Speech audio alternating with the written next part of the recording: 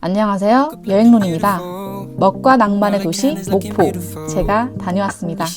파뮤 선생님들이 먹방 여행을 하셨다면 저는 관광 여행을 했습니다. 여러분들께서 1박 2일 또는 2박 3일로 여행하실 수 있도록 코스를 짜봤는데요. 그럼 출발해 보실까요?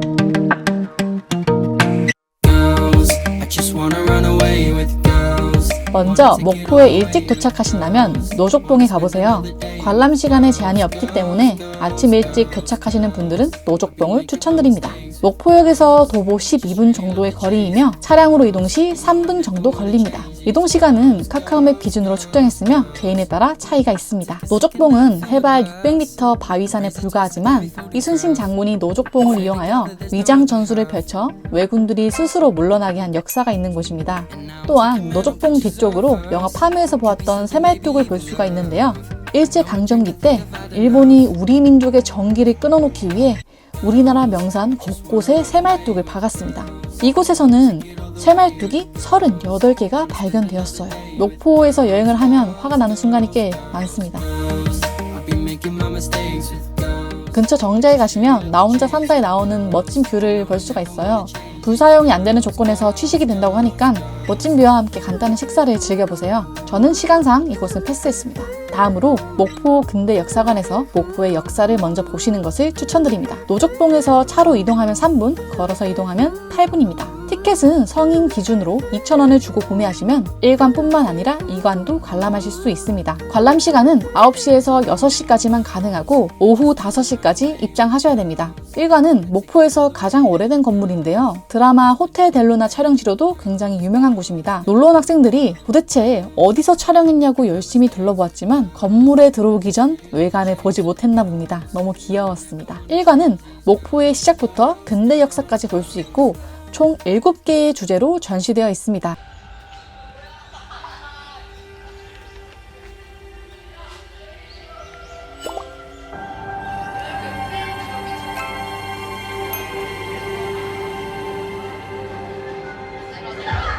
이관은 1관에서 4분만 걸어가시면 됩니다. 하지만 차가 있으신 경우 평일에 한해서는 2관 주차장으로 차량을 통해 이동을 하시는 것이 다음 장소로 이동할 때 더 편하실 것 같네요. 1관은 편안하게 관람하셨다면 2관은 좀 화가 나실 수 있습니다. 여기가 과거 동양척식 주식회사의 건물인데요. 동양척식 주식회사는 일제가 토지 관리를 빙자해서 수탈을 자행한 곳입니다. 근대 서양 건축 양식으로 지어진 건물인 이곳은 일제 침략의 실증적 유적이기도 합니다. 근데 사실 말을 예쁘게 해서 그렇지 그냥 우리나라에 건물 세워놓고 땅 뺏어가지고 야 토지 너 빌려줄게 대신 복식 내놔 이런 양아치 짓을 한 곳입니다. 이건 분노할 수밖에 없는 행위 아닌가요? 이렇게 역사에 대해 배우고 깨닫고 난 후 하는 게임은 그냥 게임이 아니었습니다. 분노를 달래는 용이었죠. 이렇게 분노가 식고 나면 살짝 출출하실 텐데요. 유명한 쫀득이를 사실 시간이 없으시다면 근대 역사 2관 앞에 쫀득이를 팔기도 합니다.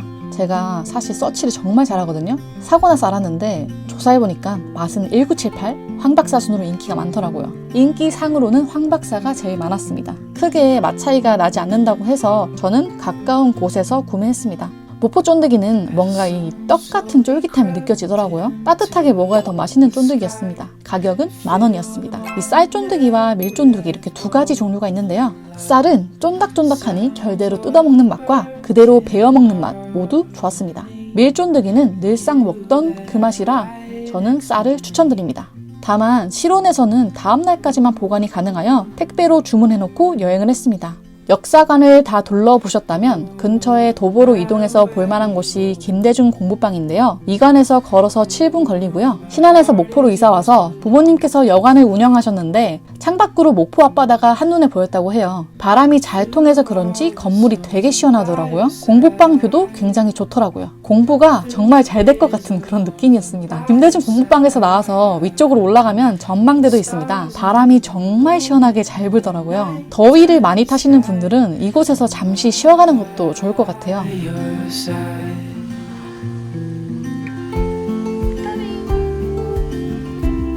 다음으로 서산동 시야골목에서 시도 읽고 영화와 드라마 촬영지에서 인증샷도 찍어보시는 거 추천드립니다. 이곳은 역사관 2관을 기준으로 차로 이동하면 3분, 걸어서 이동하면 12분입니다. 이곳은 영화 1987을 촬영한 연인의 슈퍼인데요. 시야골목의 상점들은 대부분 10시에 오픈하기 때문에 이 시간 이후에 방문해보세요. 저는 아침 7시에 방문해서 사람 없이 촬영은 가능했지만 상점을 둘러보지 못했어요. 아무래도 사람들이 거주하는 곳이기 때문에 정말 조용히 둘러봤고요. 조용하고 한적하니 너무 좋았습니다. 오르막길을 오르고 나면 의자에 앉아 시야마을을 내려다볼 수도 있습니다. 시간이 허락한다면 저는 이곳도 가보셨으면 하는데요. 바로 조각공원입니다. 시야마을에서 도보 27분이 걸리기 때문에 걸어서 이동은 힘들 것 같습니다. 차량으로 이동 시 5분 정도 소요됩니다. 예술을 무료로 감상하는 것도 정말 좋지만 위로 올라가시면 정말 멋진 풍경을 관람하실 수 있습니다. 목포의 시내와 바다가 한눈에 보이는 곳입니다. 뷰는 케이블카를 타고 가면 지나치는 곳이기도 하고 이렇게 멋진 뷰는 사실 목포에서 얼마든지 볼 수 있으니까 도보로 이동하시는 분들은 그냥 바로 케이블카를 타러 가는 것도 좋을 것 같네요. 하지만 차가 있으신 분들은 한 번쯤 이곳에 들리는 것도 추천드립니다. 그렇다면 케이블카를 타러 가볼까요? 북항 승강장에서 케이블카를 타고 고화도로 가면 됩니다. 시바골목에서 출발하신다면 차량으로 이동 시 7분, 도보로 이동 시 46분 걸리고요. 조각공원에서 출발하신다면 차량 이동 시 4분, 도보로 이동 시 29분 걸립니다. 목포 해상 케이블카는 총 3.23km로 산과 바다를 가로지르는 국내 최장 케이블카입니다. 가장 좋은 방법은 왕복 코스로 결제하는 것입니다. 케이블카를 타고 고화도 전망대와 해상 데크길을 관람한 후 유달산 승강장에 하차하여 멋진 뷰를 바라보시고 다시 북항 승강장으로 돌아오시는 겁니다. 저는 잠시 후 보여드릴 멀미와 시간적인 문제로 인해서 유달산 승강장에 하차하여 찍지는 못했습니다. 성인 기준 1인에 24,000원이고요. 가격은 위와 같습니다. 평일에 사람이 없을 경우 혼자 오시면 혼자 타시게 도와주시더라고요. 반려견은 케이지에 넣어 같이 이동 가능하다 하셨고 직원분들께서도 반려견 동반 OK를 해주셨습니다. 이날은 날이 너무 덥기도 하고 이동 시간이 꽤 길다하여 써니와 함께 동반하기로 했습니다. 만약 안 된다고 하셨으면 케이블카는 바로 포기했을 것 같아요. 케이블카를 타니까 탁 트인 뷰가 정말로 너무나 멋지고 아름다웠습니다. 다만 바람이 너무 많이 불어 케이블카가 흔들려서 멀미가 심해졌고 멀미가 심하니까 지금 써니도 그렇고 저도 그렇고 지금 죽어가지고 머리도 너무 아프고 속이 좋지 않아서 해상 데크를 이순신 동상까지만 가고 더 이상 가지 못했습니다. 아쉬움이 가득하여 다시 북항 전망대로 돌아와 약을 먹고 차를 끌고 고화도 승강장으로 다시 향했습니다. 생각보다 거리가 가깝더라고요. 케이블카를 타기 무섭거나 멀미가 있으신 분들은 차량 이동을 추천드립니다. 고화도를 둘러보는 시간은 사람에 따라 다르지만 보통 1시간 정도 걸리는 것 같고 많이 걸리면 2-3시간까지 걸리는 것 같습니다. 여러분들은 제가 2번을 다녀온 걸 좀 의아해 하실 수도 있어요. 근데 이게 뭐 영상을 남기기 위해서 간 거니까 내가 또 직접 여러 방면으로 경험해봐야지 여러분들께 뭐 좋다 안 좋다 추천할 수 있는 거잖아요. 그냥 무작정 뭐 케이블카 좋아요, 케이블카 타세요 이거보다는 케이블카를 타면 어떻고 운전을 해서 가면 어떻다 라고 이야기해주기가 좋으니까 그래서 제가 직접 이렇게 2가지를 체험해보는 거고요. 이제 주차장에 왔고요. 생각보다 이게 가는 길도 그렇고 주차장도 그렇고 되게 잘 돼 있네요. 어머, 여기 요금 받아? 유료 주차장이네요. 나는 돈을 내고 또 보는 거야 그럼. 탑승권 소지지 3시간 무료. 나 탑승권 3시간 썼는데 그래도 되나? 안 되겠지? 150개의 계단을 갈 것인가 말 것인가. 82 계단쯤 올라오면 갈래길이 있어요. 계단으로 갈 것인가 둘레길로 갈 것인가. 저는 개인적으로 둘레길을 추천드립니다. 숲속을 걷는 느낌이라서 지겨운 것이 하나도 없어요. 그래서 좀 영상이 튈 수도 있어요. 왜냐하면 왜 갑자기 막 옷이 바뀌었지? 의상이 바뀌었지? 막 뭐야? 의문이 생길 수도 있는데 제가 케이블카를 타고 한 번 그리고 차를 끌고 한 번 총 하루에 2번을 이곳에 왔습니다. 그래서 아까 제가 몸 안 좋아가지고 영상을 좀 못 찍었거든요 많이. 그래서 이번엔 최대한 열심히 영상을 잘 담아보겠습니다. 웬만한 사람들 다 여기에 방문할 텐데 왜 여기에 와야 하는지 저도 아직 이유를 못 찾았거든요. 이번에 꼭 이유를 찾아볼게요. 근데 이번에도 이유를 못 찾으면 제가 말하지 않겠습니다. 제가 갑자기 편두통이랑 근육통이랑 다 합쳐와가지고 오색구가 나와가지고 약국에서 약 먹고 왔습니다. 아까 못 오른 고화도 전망대로 올라가 봤는데요. 뷰가 정말 끝내주더라고요. 저절로 미소가 났습니다. 이순신 장군님도 다시 뵙고 인사를 드렸습니다. 아까 못 본 용을 만났는데요. 소원을 빌어봤습니다. 그리고 그 소원을 받아들이겠다는 신호인지 정말 끝내주는 인생 일모를 만났는데요. 여러분들 진짜 너무 어마무시하게 예쁜데요. 내가 카메라를 들고 찍고 싶은데 손목이 너무 아파서 카메라를 들고 못 찍겠어요. 그래서 핸드폰 배터리 다 딸기 전에 핸드폰으로 남기려고 하는데요. 여기 보시면 노을이 너무 아름답습니다. 너무 멋있지 않나요? 근데 이 노을이 문제가 아니야. 뭐가 문제였냐? 일몰.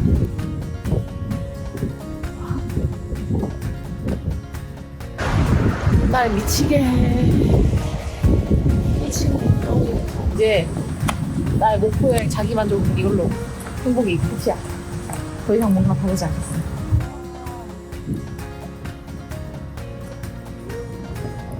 미쳤다.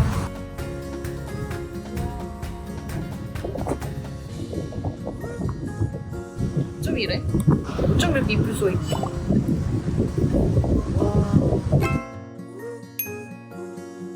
여기가 남해 섬에 낙조를 볼 수 있는 곳이라 굉장히 유명한 곳이더라고요. 황홀함 그 자체였습니다.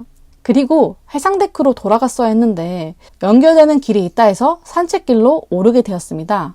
너무 무서웠습니다. 제 핸드폰 2대가 배터리가 없어서 다 꺼지고 카메라마저 배터리가 4% 남아 있었습니다. 안내해주는 표지판에 시작 가로등 빛과 다르게 걷다 보니 길이 너무나 어두웠고 주변에 카메라도 없고 가로등도 없고 여기서 무슨 일이 벌어져도 도움을 요청할 수 없을 거라 생각해서 정말 뛰다 걷다를 반복했습니다.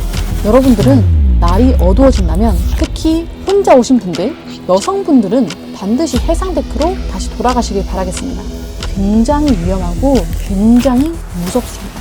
저기 올라가서 뭐 야경 볼만도 할 텐데 안 갈래요. 와, 진이 빠지네. 진짜 너무 힘들고요. 저기 가지 마세요, 절대. 제가 핸드폰이 2대거든요, 지금. 일 때문에. 근데 핸드폰 2대가 다 배터리가 나갔어.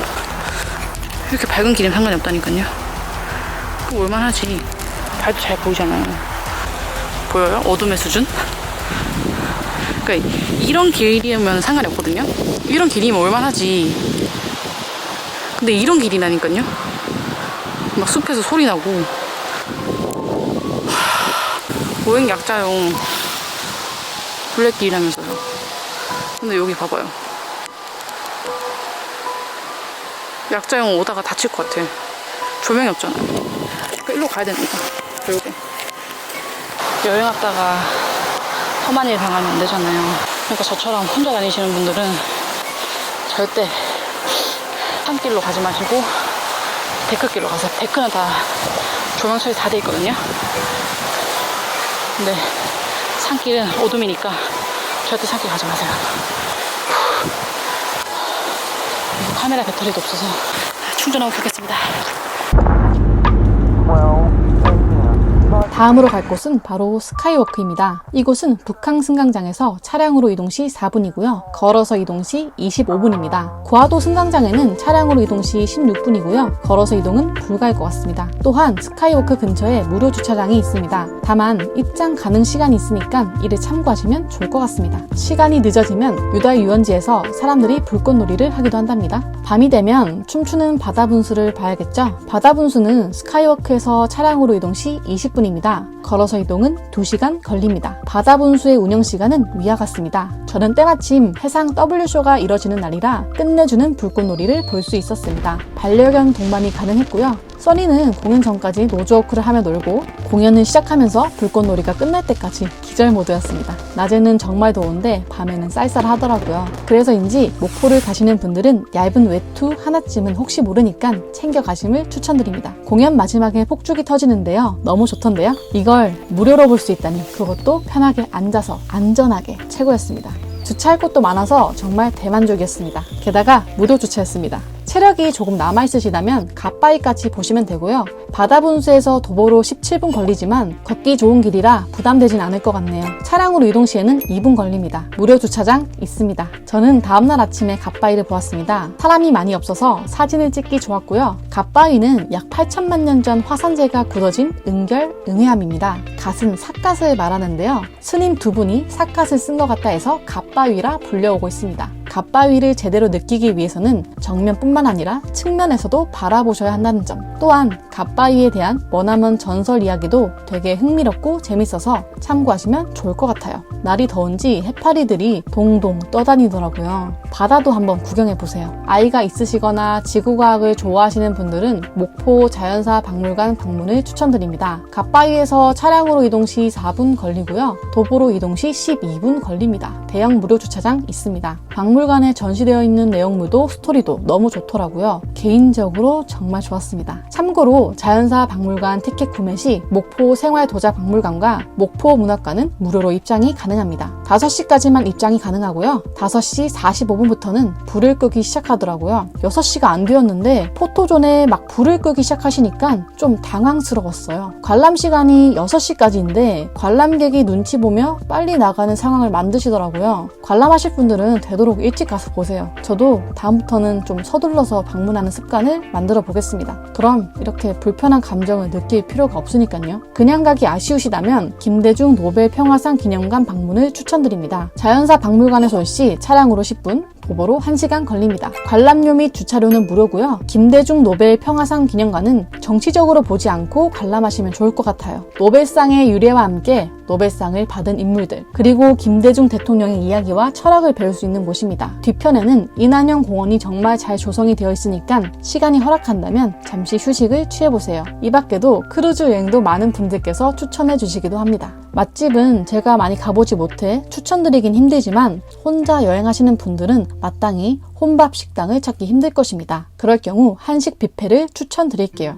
목포의 반찬 맛을 그대로 느낄 수도 있고요. 뷔페라 자유롭게 드실 수도 있으며 가격도 8,000원으로 굉장히 저렴합니다. 식사하시고 유달 콩물에서 시원한 콩물 사시는 것도 추천드릴게요. 저는 노란 콩물을 사왔답니다. 서울로 가는 날에 일찍 갔는데 검은 콩물이 아직 만들어지지 않아서 빈손으로 돌아가느라 굉장히 속상했습니다. 이 밖에도 파뮤 목포 맛집들이 굉장히 유명했는데요. 이 맛집들은 제가 정보만 정리해서 올려둘 테니까 캡처하세요. 하셨나요? 이렇게 저는 목포 여행 코스를 추천해 드리는데요. 목포는 저의 느낌상 아침 일찍 움직이면 좋은 관광지와 오픈 시간에 맞춘 관광지, 그리고 이동거리가 편한 순서대로 코스를 짜오았습니다. 목포 여행 알차게만 하신다면 후회 없는 국내 여행으로 손꼽을 수 있을 것입니다. 앞으로도 여행론의 여행 이야기를 듣고 싶다면 구독 한번 시원하게 눌러주시고 좋아요, 알림 설정까지 부탁드립니다. 이상 여행론이었습니다. 감사합니다.